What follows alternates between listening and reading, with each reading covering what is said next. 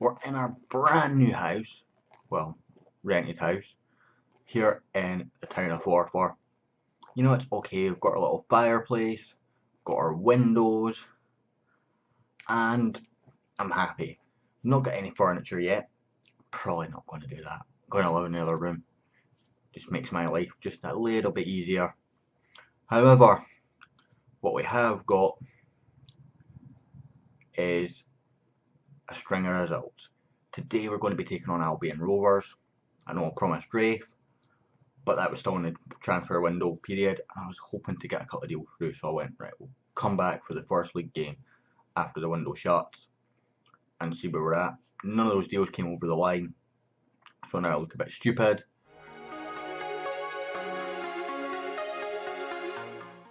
Hello my friends, and welcome to episode 10 of The Wanderer. We're back with Forfar Athletic. I thought after the last game against our Rovers, I was like, oh god, this is going to be one of those seasons where I made a move technically down.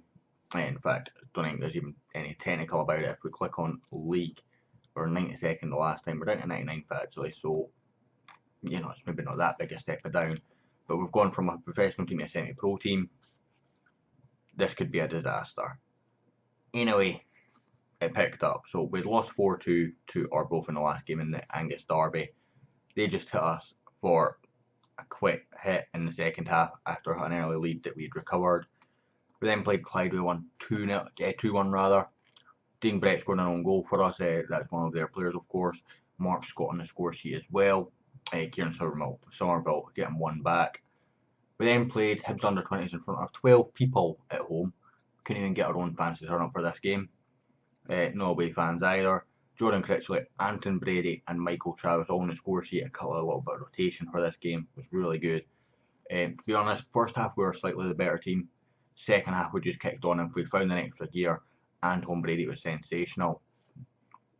We then played Airdrie, who were top of the league at the time. And you're going to hear me saying this a couple of times today. But they were top of the league. We won 2-0. Ryan Bapty and Robbie Dees both scoring in the first half to get us that win. Ryan Bapty picked up an injury, and this is where the issues started.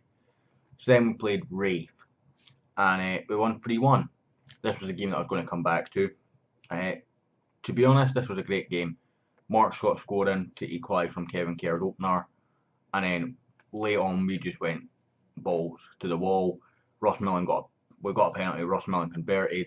They went all out for it, and Jordan Critchley hit them on the counter to give us a 3-1 victory. We then lost a late goal to East 5 to lose 1-0, which was frustrating. They were second bottom of the league at the time. And then we beat Ross County under 20s 4-2 in the Iron Brew Cup. To be honest, it was quite an even game. I felt we were the better team. We were winning 2-1 for a long period of the game, and we battered, and we just couldn't knock the door down again for a third time. And then Greg Morrison scored. It was one of those really strange goals where it comes into the box, someone tackles, bounces off somebody, and fell straight for Greg Morrison just to slot home.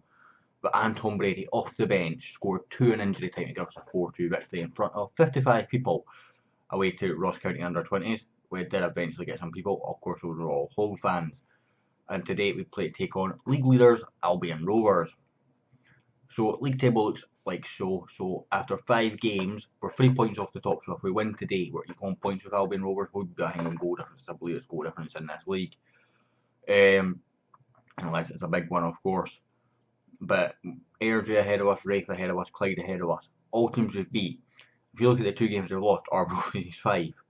They're the only games they've won, which is really frustrating to see. But you know, somebody has to lose a game to them. So we're going to get into the game. But first of all, I do have one transfer to announce. It's not really any effect. You know, John McInnes was the last guy that went out the last time, and we brought in Blair Malcolm as after the transfer window shut because of the injury to Bapty. I highlighted how weak we were at left mid. The next option was to bring Mark Scott from the right and onto the left. I tried that during a game. Wasn't really that great. Jack Whitaker's awful on the left. Tried Sean Mackey up there. He's better defensively, so maybe it wasn't quite as good as what I was hoping for. So we brought in Blair Malcolm as an option. My staff actually rate him slightly higher than Baptiste, so we'll see how he gets on. He's on a £75 a week bonus. I've brought you back early, so we'll skip ahead to the game now, guys. I don't know why I brought you back early. I actually had the game off for a little while, and I thought I'd played up to it before closing up because I normally do that.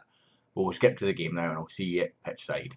And we're just going into the match, so we're taking a team of Mark McCallum, Ross Millen, Robbie Dees, Scott McKellar, Kennedy, Miller, Scott, Malcolm, Easton, Gary Wood, and Anton Brady starting over Jordan Critchley. Given that he came off the bench and scored 2 in the last game, I felt he deserved a shot at the start. I feel them as a partnership of get it to work, Brady and Critchley, that'd be our best partnership. But getting it to work's a different story. So it's another rainy afternoon at Station Park, and that's just brilliant. In honesty though, I feel we've got a decent team here at Forfar. Going forward with this series, I know we've made a bit of a backstep coming to Forfar. I kind of want to find a team that we can call home for 5 to 10 seasons and really build a dynasty. That team's not going to be Forfar, I'll be honest with you. But I do want to have a team that we stop off at some point during this. Doesn't mean that we're going to stay there. Oh, God damn it. Doesn't mean we're going to stay there for the whole series once we find that team. But just, build a dynasty, take them up to somewhere where they've never been before. That team is unlikely to be Forfar though, if I'm honest, despite the fact that money-wise we're in very, very good position. Come on, it's just past McCallum. Feel a bit frustrated with that because I'm pretty sure he won it with his head there. And we've been all over them. We're just going to give a little bit of encouragement just to see if it helps out. But we've got a highlight here. Shields on the ball. Brings it forward to King. Back to Shields. He's got a man on the left. But he's finding King again. And, oh my dear God, that is god-awful defending. That is awful defending.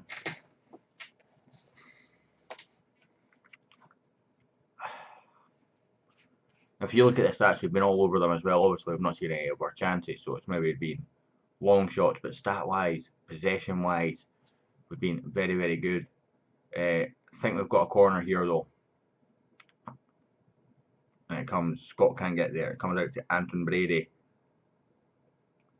Back to Miller. Going to play it for Easton, but it's going to find Blair Malcolm first. Decent ball in. Easton. That's a clear penalty, ref.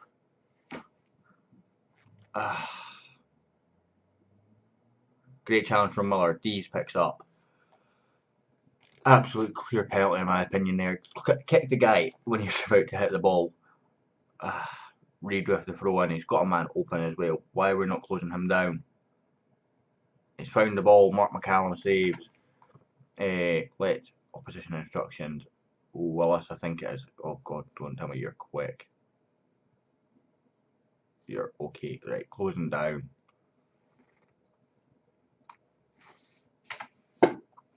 Mark McCallum saves us a little bit there though. We're just not putting our shots in the back of the net or on target right now. And it's costing us. In all honesty. Show me something else in the second half. Send them back out. Davidson, Brisbane, McMullen. Are we getting a kick-off highlight here? No, we're not. So yeah, that's a long-term goal for the series. Longer-term goal is to find a team that I'm going to settle with for 5 to 10 seasons. This series, I've always got my date of birth wrong, so you can knock 3 years off my actual age. So I'm mid-20s with my manager. It'd be nice to take this manager until he's about 60 or so. As we're just going to make a couple of changes, try and get back into this game. And we'll bring on Mackie as well on the left. So I may be looking at my next job to be that job, rather than if I can get a job that's already in a top flight, maybe in a league that's maybe not quite a European dominant league, so like a Serbia or a Belarus, something like that. Bigger job in one of those leagues and take the team into a European dominant situation. Well, not a European dominant situation, but a European competitive situation, and have that as our access into the major leagues rather than going and building our way into it. looking at these stats, it makes you wonder how we're losing this game. Tactic wise, let's go for it. So we're going to go here, here, here, overload, pump the ball in his box, much more direct passing, slightly higher tempo, an instruction, over the top, take long kicks, distribute quickly. See how much of a difference that makes, if any. We could have put a shot on target, we might have had a chance here, you know. Not a shot on target, a shot in the back of the net, but it doesn't look like we're going to do it. 19 shots, 6 on target, it's just not good enough. They've had 7-4 and then converted 2 of those. Of course, one of them was that penalty. Looks like we're going to lose this game 2-0. It is indeed. Sigh. No, I shouldn't sigh on camera, but assertive. Far from pleased from what I've just seen from this team. As you can see, lots of guys having issues. A couple of 6.3s, a 6.4 and a 6.1. Particularly from attacking players as well. It's just not ideal when you just need guys to come on and perform. It's a shame. But you know, we've lost to the top of the league. It's not a disaster. We're only supposed to avoid relegation, and we're still in with a very good chance of playoffs, as you see, still on 9 points, which is only one off. You know, a win takes us to third. And we've beat all the teams that are above us, so we've got Stranraer and Dumbarton playing and Brecon, who are all below us in the first sort of 6 games. The first sort of rotation of games. So, next game, I'm going to bring you back for. I'm going to give it a little bit of a break. Come back for, say, Airdrie.